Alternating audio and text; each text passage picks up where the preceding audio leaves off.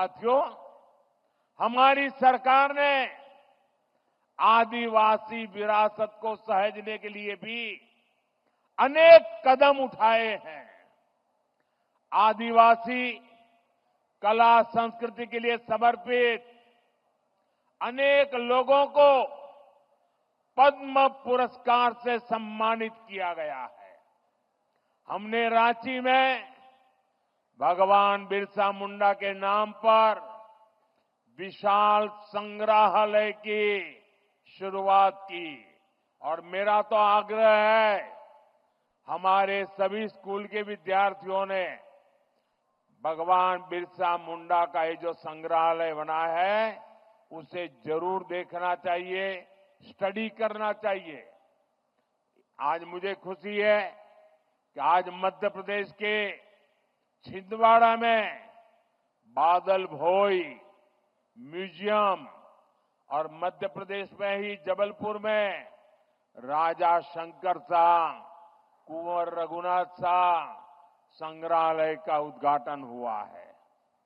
आज ही श्रीनगर और सिक्किम में 2 आदिवासी रिसर्च सेंटर का भी उद्घाटन हुआ है और आज ही भगवान बिरसा मुंडा जी की याद में स्मारक सिक्का और डाक टिकट जारी किए गए हैं।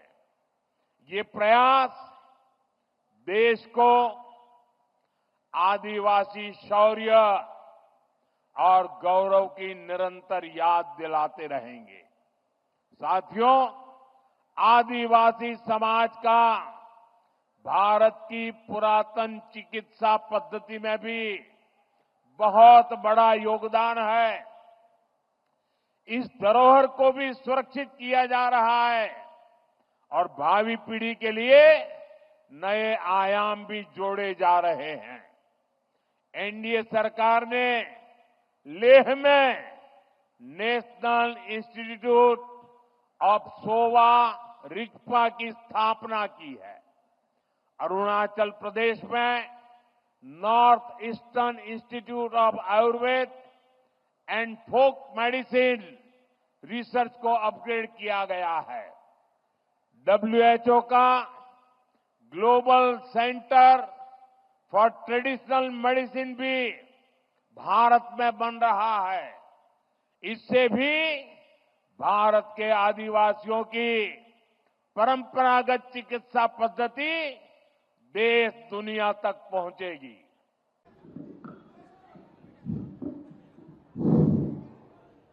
साथियों, सबसे पहले मां भारती को प्रणाम करता हूं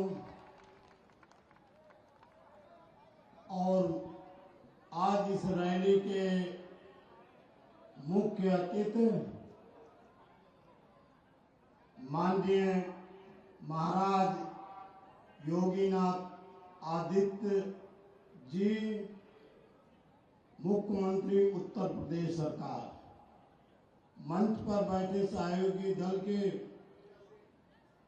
राष्ट्रीय अध्यक्ष, निषाद पार्टी और सुभाषपा के माननीय संजय निषाद जी, ओम प्रकाश राजभर जी और मंच पर बैठे हमारे मंचासीन मंत्रीगण, पूर्व विधायक, पूर्व जिला पंचायत अध्यक्षगण, सभी सम्मानित पदाधिकारीगण, सामने बैठे पिता तुल्य बुजुर्गों, नौजवान साथियों, भाइयों बहनों, प्रिय बंधुओं, साथियों, हम आपकी तरफ से, अपनी तरफ से, क्षेत्र की तरफ से माननीय महाराज मुख्यमंत्री जी का हृदय की गहराई से स्वागत, अभिनंदन करता हूं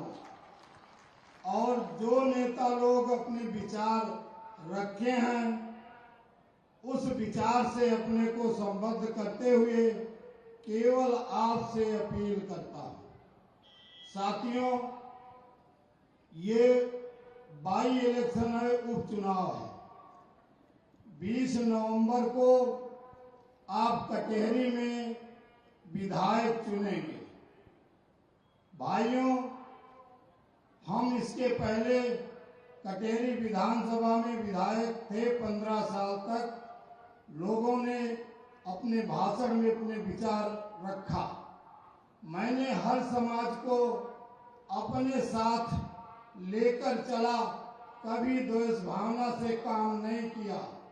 भारतीय जनता पार्टी के नेता, अगुआ, माननीय मुख्यमंत्री जी, प्रधानमंत्री जी और संगठन के नेताओं ने मुझ गरीब के बेटे को जो है भारतीय जनता पार्टी ने कटेरी उपचुनाव में उम्मीदवार बनाया है। साथियों, मैं आप लोगों से अपील करना चाहता हूं, निवेदन करना चाहता हूं, ये गरीब का बेटा, मछुआ का बेटा अति पिछड़ी जात में जन्म लिया, आपके दुख सुख में हमेशा तैयार रहेगा। यदि आपका पसीना बहेगा तो साथियों मैं खून बहाने के लिए तैयार हूं। क्षेत्र का विकास उत्तर प्रदेश की सरकार और प्रदेश की सरकार भारतीय जनता पार्टी की है। क्षेत्र का विकास माननीय मुख्यमंत्री जी ने और मंत्रियों ने, उप मुख्यमंत्री जी ने भी इस क्षेत्र के विकास के लिए गोद लेने का काम किया है। साथियों, विपक्ष का कोई भी उम्मीदवार है वो विकास नहीं कर सकता है। जो निधि मिलेगी उसी से विकास करेगा। लेकिन जब केंद्र और प्रदेश में भारतीय जनता पार्टी की सरकार है तो यह कटेरी विधानसभा आदर्श विधानसभा होगा। अनेक विकास हुआ है। साथियों, मैं आपसे वोट की भीख मांग रहा हूं, आपसे वोट का ऋण मांग रहा हूं। आप मुझे जिताने का काम करेंगे तो मैं ऋण चुकाने का काम करूंगा, आपको सम्मान देने का काम करूंगा, इस क्षेत्र को विकास कराने का काम करूंगा। इन्हीं शब्दों के साथ आपको स्वागत करते हुए और आपकी तरफ से, अपनी तरफ से मुख्यमंत्री को, मुख्य अतिथि को स्वागत करते हुए अपने विचार को समाप्त करता हूं। भारत माता की, भारत माता की।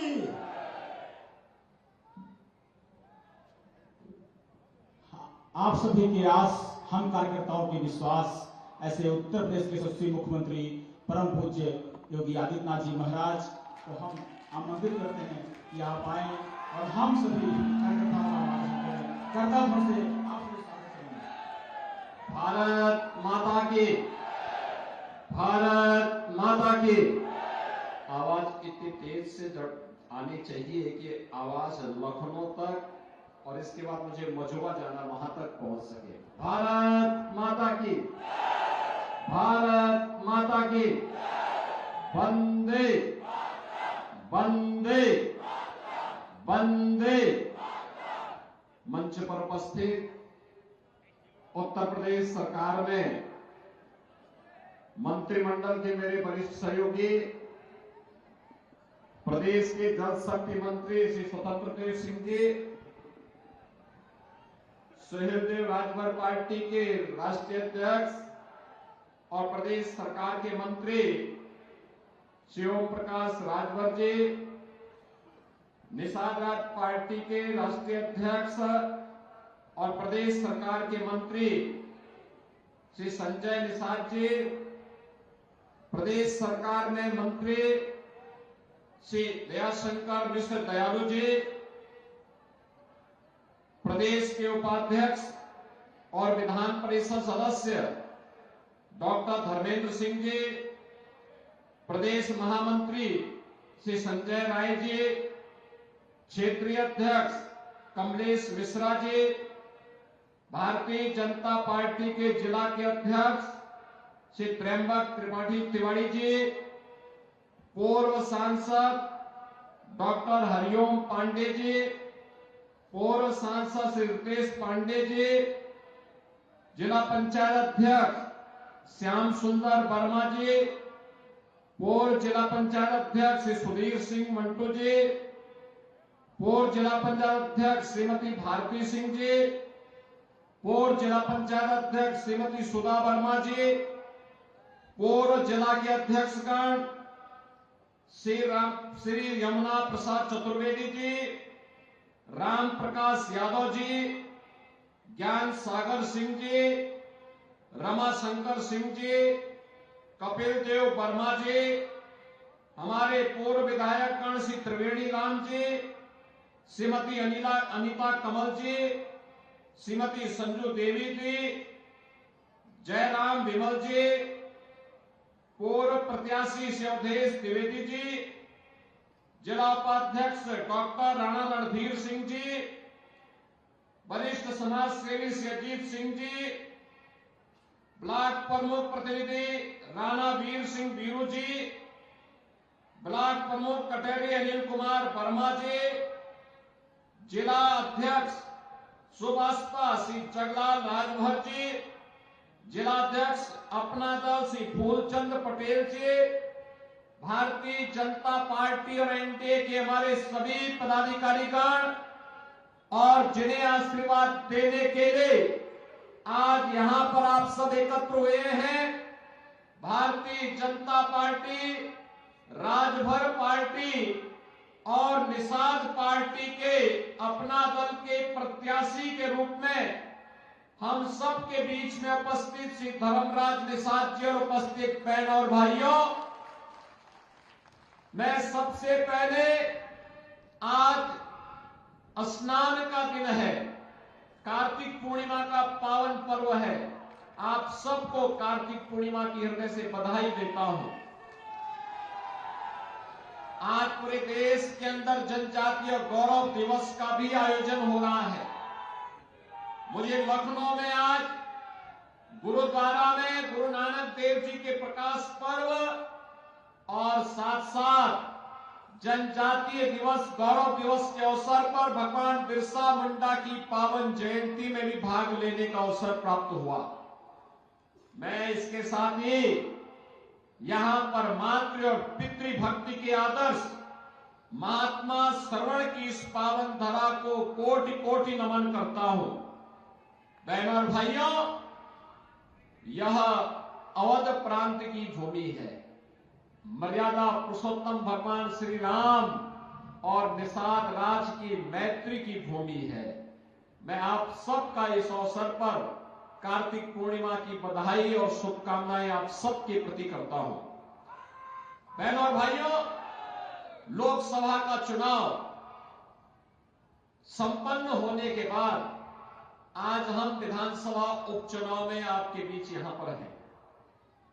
मुझे केवल आपसे एक बात कहनी है और वह यह कहनी है कि आपने 10 वर्ष में प्रधानमंत्री मोदी जी के नेतृत्व की एक ऐसी सरकार देखी है जो बिना रुके, बिना डिगे, बिना हटे देश की सुरक्षा के लिए, गरीबों के कल्याण के लिए, विकास के बड़े बड़े कार्यों को आगे बढ़ाने के लिए लगातार कार्य की है। एक और जहां कांग्रेस और समाजवादी पार्टी का जो इंडी गठबंधन है, यह राष्ट्रीय सुरक्षा के साथ खिलवाड़ करता था। मुझे याद है 2014 के पहले जब इन लोगों की सरकारें थी, तो अगर पाकिस्तान कोई आतंकी वारदात को अंजाम देता था, हमारी सीमाओं का अतिक्रमण करता था, अगर हम आवाज उठाते थे तो कांग्रेस के लोग कहते थे, समाजवादी पार्टी के लोग कहते थे कि आवाज मत उठाओ, पाकिस्तान से संबंध खराब हो जाएंगे।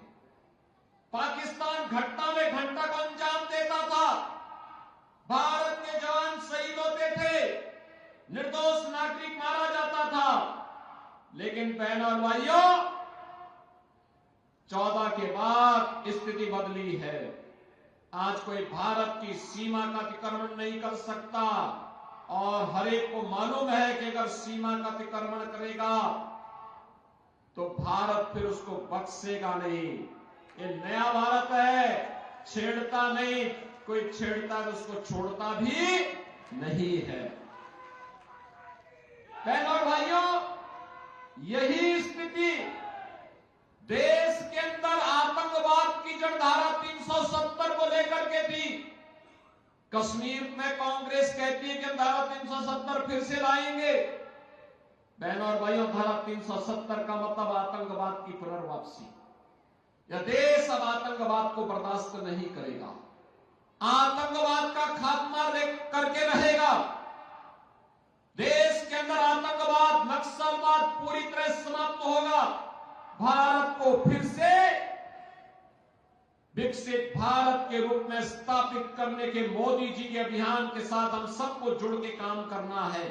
और इसके लिए आवश्यक है यूपी के अंदर जो सरकार आज डबल इंजन की कार्य कर रही है, यह सरकार विकास भी करा रही है, विरासत का सम्मान भी दे रही है। मैं आपसे पूछना चाहता हूं, अयोध्या में जब एक निषाद बेटी के साथ क्या कुछ घटना घटित की थी समाजवादी पार्टी के गुंडों ने, और तब भी समाजवादी पार्टी के नेता और उनके राष्ट्रीय अध्यक्ष उसकी दलील दे रहे थे। बहनों और भाइयों, बेटी तो सबकी होती है। बेटी के साथ अगर कोई इस प्रकार का जुर्म करेगा, इस प्रकार का अत्याचार करेगा, तो हमारा तो संकल्प ही है कि उस दुष्कर्मी के लिए फिर जगह नहीं, उसकी जगह केवल और केवल जहन्नुम में हो सकती है, बाकी उसके लिए कोई जगह नहीं हो सकती। और हमारी सरकार पूरी मजबूती के साथ खड़ी रही उस परिवार के साथ, पीड़ित परिवार के साथ। आज मैं आपसे फिर कहने के लिए आया हूं, इस समाजवादी पार्टी के लोग वही हैं जो अयोध्या में राम भक्तों पर गोलियां चलाने वाले लोग हैं। ये लोग कोई भी महाराज सुहेलदेव के स्मारक पे नहीं जाता था, क्योंकि इन्हें भय था कहीं मुस्लिम वोट बैंक खिसक न जाए। लेकिन भारतीय जनता पार्टी ने एनडीए में मिलकर के बहराइच में महाराज सुहेलदेव का भव्य स्मारक बनाया है। महाराज सुहेलदेव 1000 वर्ष पहले भारत के महान योद्धाओं में थे, और वही कार्य हमारी सरकार ने आज श्रृंगवेरपुर में किया है। भगवान राम और निषाद राज की मैत्री की बड़ी प्रतिमा, 56 फुट ऊंची प्रतिमा को स्थापित करने का काम किया है। बहनों और भाइयों, आज आप देख रहे होंगे विकास भी है, विरासत भी है। विकास के लिए बड़े बड़े कार्य, हाईवे बन रहे हैं, गांव गांव की कनेक्टिविटी बन रही है, मेडिकल कॉलेज बन रहे हैं, इंजीनियरिंग कॉलेज बन रहे हैं, आईआईटी, एम्स, रेलवे, एयरपोर्ट, ये सब का काम तो हो ही रहा है। लेकिन साथ साथ विरासत का सम्मान करने के लिए और अपने पूर्वजों का हम कोई जवाब दे सके, इसके लिए अयोध्या में भगवान राम का भव्य मंदिर का निर्माण के साथ साथ रामलला का विराजमान होना भी यह हर भारतवासी को गौरवान्वित करता है। बहनों और भाइयों, हमारा तो एक ही कहना है आपसे, जो राम का नहीं वो हमारे किसी काम का नहीं।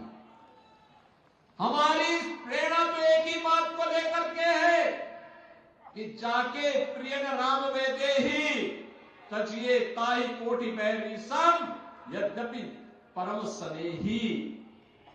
जो भगवान राम के प्रति श्रद्धावान नहीं, जो भगवान राम के प्रति श्रद्धा और भक्ति का भाव नहीं व्यक्त कर सकता है, और भले ही आपका कितना नजदीकी मित्र हो, रिश्तेदार हो, सगा संबंधी हो, उसको वैसे ही छोड़ देना चाहिए जैसे किसी दुश्मन को छोड़ा जाता है।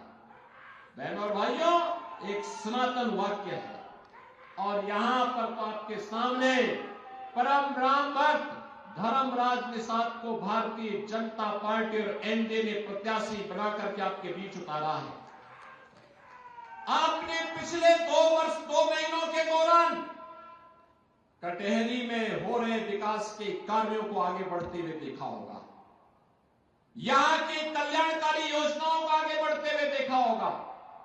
अच्छा जनप्रतिनिधि चुना जाएगा, याद रखना, वृद्धजनों को वृद्धावस्था पेंशन, निराश्रित महिलाओं को निराश्रित महिला पेंशन, दिव्यांगजनों को दिव्यांगजन पेंशन, हर गरीब के घर में रसोई गैस का सिलेंडर, हर गरीब के घर में उसका स्वयं का राशन कार्ड, हर गरीब के घर में 5 लाख रुपए का आयुष्मान कार्ड। जिस गरीब का अपना मकान नहीं उसको मकान बनाने की सुविधा भी होगी, और जिस गरीब के पास रोजगार नहीं उसके लिए रोजगार की सुविधा भी होगी। यह भारतीय जनता पार्टी की सरकार आज आपको देने के लिए पूरी प्रतिबद्धता के साथ काम कर रही है। और इसीलिए हमारी सरकार ने तय किया है कि जीरो पॉवर्टी के लक्ष्य को हम प्राप्त करेंगे, यानी गरीबी पूरी उन्मूलन की दिशा में हर गरीब को हम सशक्त बना करके स्वावलंबन की ओर अग्रसर करेंगे। इसके लिए सर्वे का काम चल रहा है। जिसके पास मकान नहीं मकान मिलेगा, जिसके पास आयुष्मान का कार्ड नहीं आयुष्मान का कार्ड मिलेगा, जिसके पास राशन कार्ड नहीं उसको राशन कार्ड मिलेगा, जिसके पास पेंशन की सुविधा नहीं उसको पेंशन मिलेगा, जिसके घर में बिजली नहीं वहां बिजली मिलेगी, जिसके घर में पानी नहीं उसको पानी देने का काम करेंगे। बिना भेदभाव के सबका साथ और सबके विकास के साथ कार्य आज सरकार आगे बढ़ाने का काम कर रही है। और इसीलिए आज मैं आपसे कहने के लिए आया हूं, इस समाजवादी पार्टी, कांग्रेस के लोग गुमराह करने के लिए आएंगे, तमाम प्रकार की बातें करेंगे, लेकिन बहनों और भाइयों ये विरासत को अपमान करने वाले लोग हैं, ये प्रभु राम की परंपरा को अपमानित करने वाले लोग हैं, ये किसानों के साथ, युवाओं के साथ, नौजवानों के साथ अन्याय करने वाले लोग हैं, ये बेटी और व्यापारी की सुरक्षा में सेंध लगाने वाले लोग हैं। इनको अब आगे बढ़ने का अवसर कतई नहीं देना है, नहीं तो ये लोग फिर, इनकी विरासत क्या थी, इनकी विरासत अगर देखना हो तो खान मुबारक ही समाजवादी पार्टी की वास्तविक विरासत है। अतीक अहमद और मुख्तार अंसारी इनकी वास्तविक विरासत है। ये भारत के देवी देवताओं को, भारत के महापुरुषों को सम्मान नहीं देते। डॉक्टर लोहिया तो इसी अम्बेडकर नगर की धरती पर पैदा हुए थे, लेकिन आज की समाजवादी पार्टी डॉक्टर लोहिया और आचार्य नरेंद्र देव के मूल्य और सिद्धांतों से भटक चुकी है। और इसीलिए मैं आपका आह्वान करने के लिए आज आया हूं कि बहनों और भाइयों, भारतीय जनता पार्टी ने, एनडीए ने, राजभर पार्टी ने, निषाद पार्टी ने, अपना दल ने अपने प्रत्याशी के रूप में श्री धर्मराज निषाद को आपके बीच में आपका आशीर्वाद प्राप्त करने के लिए इस उपचुनाव में उतारा है। मेरी आप सबसे विनती होगी, धर्मराज निषाद को भारी बहुमत से विजयी बना करके आगे बढ़ाना है। उन्हें विधायक चुन के भेजना है, कटहरी के विकास को द्रुत गति से आगे बढ़ाना है। आप सब सहमत हैं? सभी लोग सहमत हैं? धर्मराज निषाद को भारी बहुमत से चुनाव जिता करके भेजेंगे, सभी लोग बना के भेजेंगे। तो 20 नवंबर को पहला कार्य होना है, पहले मतदान और फिर जलपान। पहले मतदान और कमल